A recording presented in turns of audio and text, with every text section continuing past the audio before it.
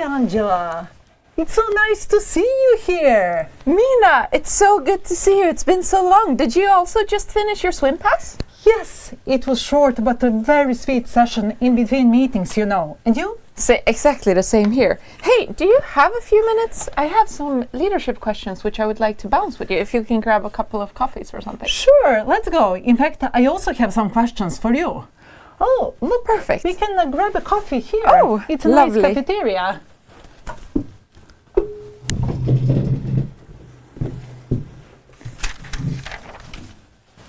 I'm so lucky that I saw you here. I was thinking too. I'll just jump straight into it because we don't have so much time. Of course. So I'm at work and I'm experiencing some backlashes, and I'm having a hard time to find the perseverance to just keep going for it. And I wanted to ask you, how do you work with finding that motivation? You know, once upon a time, when I was a child, I knew one thing.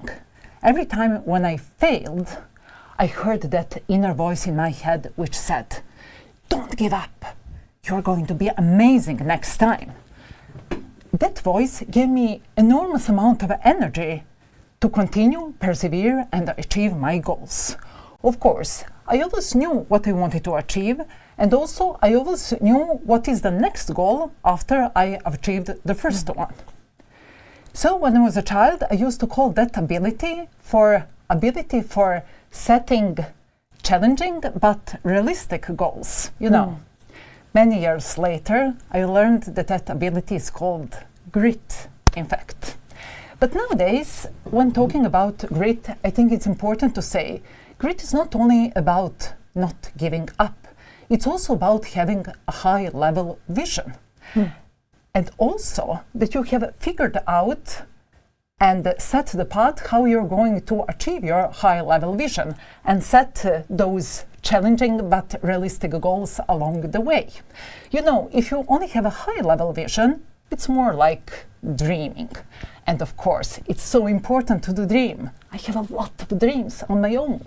But if you haven't found the strategy how you reach your high-level goals, it's not enough. So it's important to distinguish what is just a dream and what is a reachable high-level goal.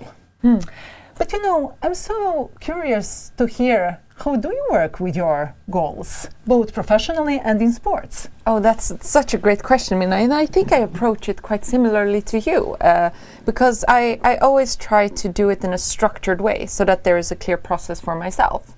I start with trying to find some kind of vision, like in 5 years, where do I want to be? And if that is clear to me, then I work backwards from that vision, and I try to say, okay, if in 5 years I want to be here, what do I need to do in 1 year to go there? What do I need to do in 6 months to go there? And then I break it down for myself in what activities can I do today or this week that are going to get me closer to that goal. And I don't work with the goals all day, every day, but I try to work at least during the week that something is taking me closer and closer to the goal. And then I do retros, of course, according to Agile. So I do retros at work, I do retros at home, I do retros in my diary. And I'm trying to always think like, how can I improve? What can I work with? How can I be better? I think I was even agile as a child. I just didn't know there was a proper word for it yet. But you know, that's very true, because you were born before the Agile Manifesto was published.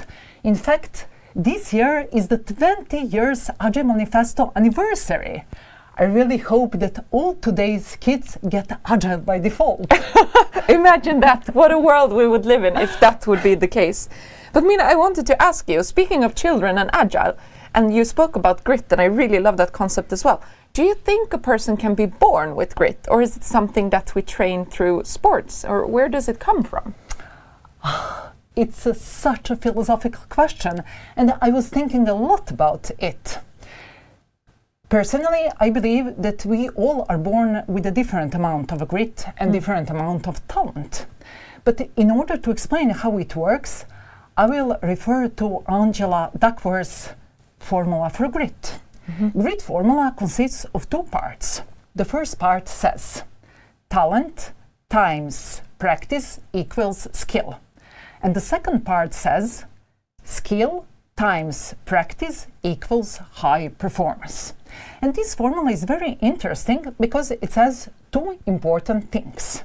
The first one is, of course, it's good with the talent because you will learn and reach skill faster. But it also says another very important thing, that the practice counts twice. It's not just enough with the talent. In fact, in order to develop grit, the perfect level of talent is just enough amount of talent. It should not be too little, but not too much either. It makes so much sense because both in sports and in professional life, I've always thought, why do the most talented people not always become the winners? And that's probably it. You can't rely only on your talent. You really have to work and practice all the time. That's so interesting. Yes, that's right.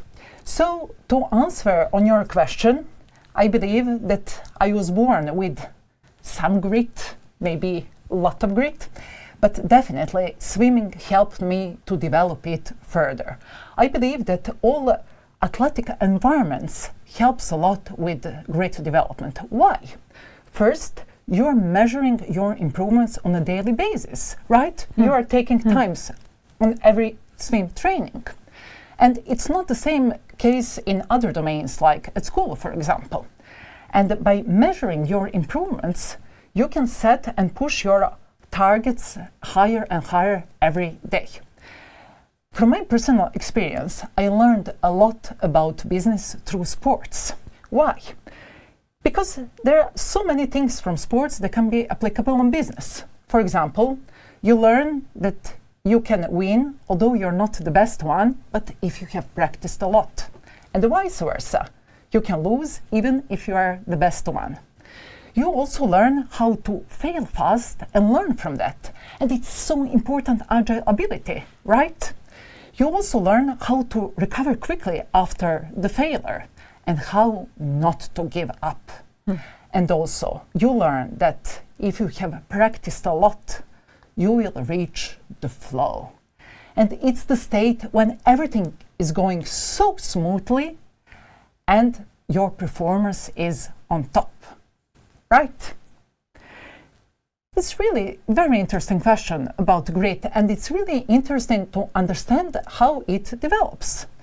If I remember correctly, you weren't only a competitive swimmer, you worked as a trainer for kids, right?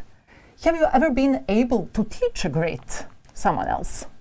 That's a great question. I mean, I think coaching in general, both in sports, but also when you lead teams professionally, it has to start with some kind of base level of trust. So you have to build that with the person that you're coaching, of course.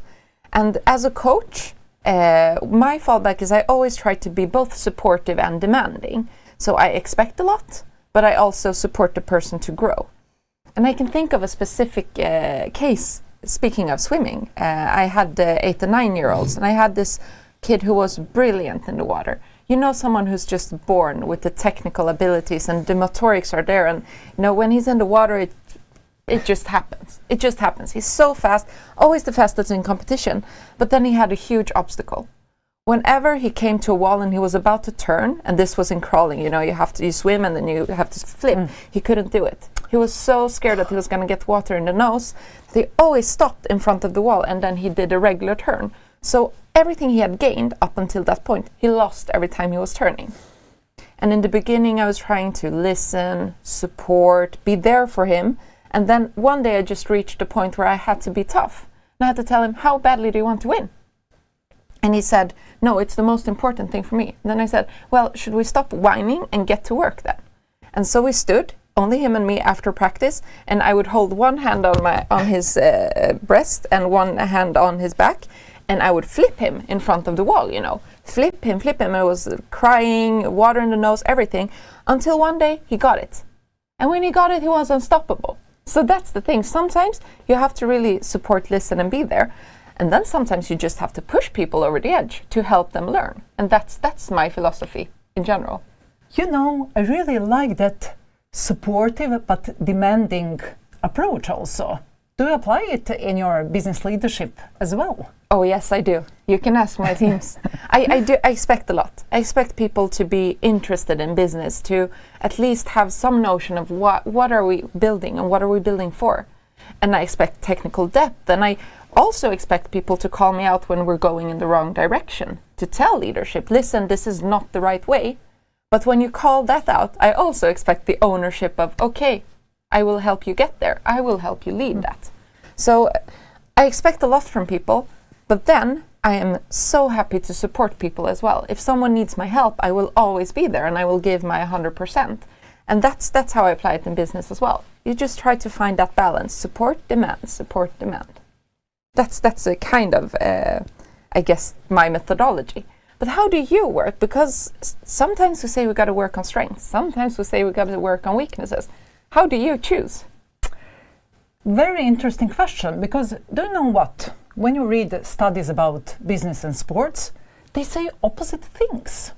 While in business, you should focus on developing your strengths, in sports, you should focus on improving your weaknesses. And what is the right approach then?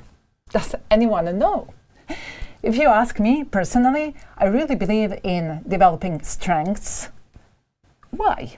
Because it takes more time and energy to improve weaknesses, to improve from being incompetence to just mediocre, than it takes to improve from being a first-rate performer to excellence. But of course, if there's one or two weaknesses within your area of expertise, and if these weaknesses become obstacles for your high-level goals and what you want to achieve, of course, you should focus on improving them and fix that. So, in fact, that is exactly what you describe in your story about practicing turns in swimming, right? But when we are talking about swimming, I have another question that I got many times. You know, we live in agile world, it's so focused on teamwork, we should be like a team member, but swimming is an individual sport. So how do you develop that team member feeling while training swimming? That's an excellent question, and we get it a lot as swimmers all the time. And how I try to think about it is that in the water I'm competing against the clock. I'm not competing against anyone else. So I have to find that key focus on myself, my results, and I can't always look at what everyone else is doing because that would dilute me and take me off of my course. So there I have to be ruthless and prioritize and focus. But when you swim and you swim competitively 11 times a week for 1.5 hours per pass, you meet the same people. It's the club. And there you can find your team and your membership to a bigger truth. So even if we at times compete against each other, and in that certain scenario, someone is your competition, what's important then is to remember that if the club wins, we all win. Do you agree? Exactly. It's exactly my words. That is how I used to describe, because I find so many similarities between swimming competitions and senior leadership. You know, as a swimmer, you remember your days when you were competing. At the competition, you're standing there alone on the starting pad, waiting for that start race signal while your heart beats. You're completely alone there, no one else to help you. You have to swim your race on your own, right? And that's exactly the same feeling when you are in some meetings or boardroom and must make some tough, difficult decisions for the company, right? But then you just jump in the water, make a decision, swim your race. But what is so interesting is that through that your individual race, you're earning points for your swimming club. So in that way, you're contributing to that whole, to your swimming club or to your organization. So you are a team member. I love that analogy. It's so perfect. And it also speaks to how when you're in senior leadership, you have your pillars of leadership. You know how you work, how you coach, and what you do. But you can always tweak, just like in swimming. You can tell me how I should tweak, I tell you how you should tweak, and together we keep optimizing. So you're never done as a swimmer, and you're never done as a leader either. There's always something that you can always perfect a little bit more, and I love that. It's like a never-ending process. Yes, it means that you create that feedback culture in a better way through sports and then applying at work, right? I agree. I love that. I mean, and I need to ask you as well. I mean, Mina, you're not only the CTO of one of the most successful gaming companies in all the history of in Europe, I guess, but also, I mean, you've also gotten a gold medal as a master swimmer in Sweden now, not that long ago. And you only have 24 hours a day, right? So how do you do it? Yes, I have one secret to reveal. I'm applying something that I call for minimum viable effort concept. What does it mean? Every time when I set some goal, regardless if it is personal goal or professional goal, I'm thinking in the following way. I'm here, and here is my goal that I would like to reach. And then I think the following. What is the minimum effort that I should invest in order to reach my goal? So before I started executing on my goal, I spent a lot of time on thinking, strategic thinking, to find the best strategy. So I don't start and practice and train directly. First, it's a lot of strategic thinking, and then when I have found the shortest path to reach my goal, then I start with the execution. So I believe that strategic thinking is in fact a key in that minimum viable effort. And of course, you can argue that minimum viable effort is nothing new in the world. It's just another name for working smart, not hard. But I would say it's both, because minimum viable effort, it doesn't mean that effort is small. If you take a look from absolute value perspective, you know, if the goal is very high, you have to invest a lot of effort.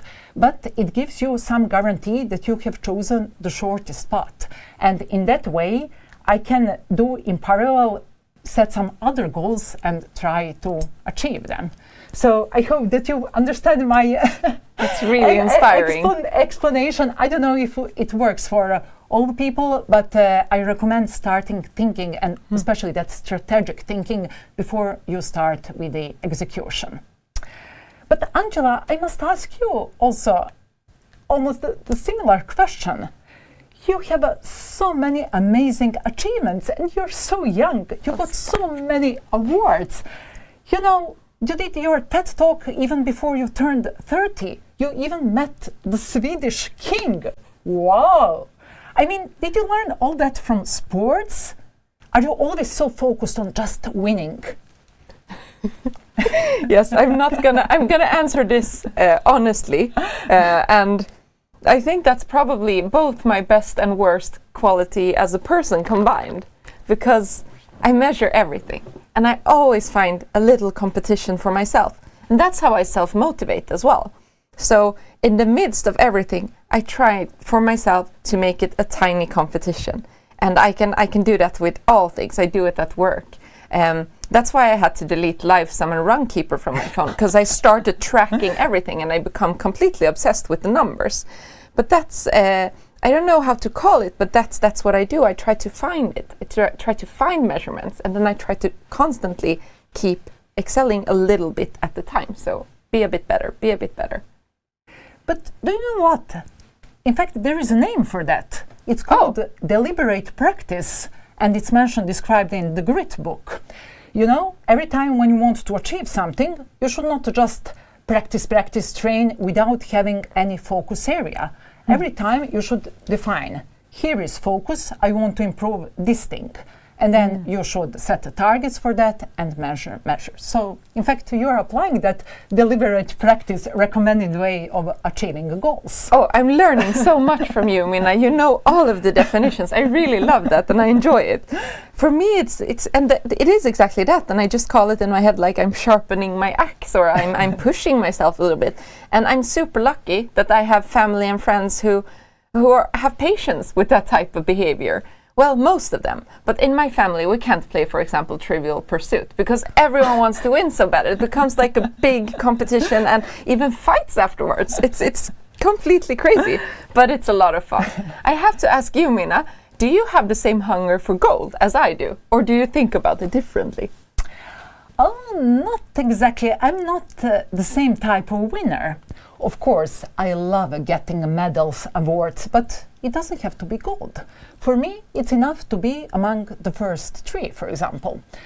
So when I think about that, in fact, I can say that winning is not my main driver. My main driver is to do things properly. So, and then I really practice properly before I do something. And since I do that, usually it results in being the best one, or among the first 3 who are the best one. So, and I must say that I really enjoy entering that flow state. So I think one of my main drivers is to practice enough to reach that flow state when everything goes smoothly. And then results come just as an outcome. Interesting, right? It's super interesting. Oh, shoot, I'm late for a meeting. This was so interesting that I got stuck. Me too. Have to I move. also can. Now it's time for business. Yes, again. But we need to do this again. Definitely. We must find a new time and continue talking about this. Let's do it soon. Yes. To be continued.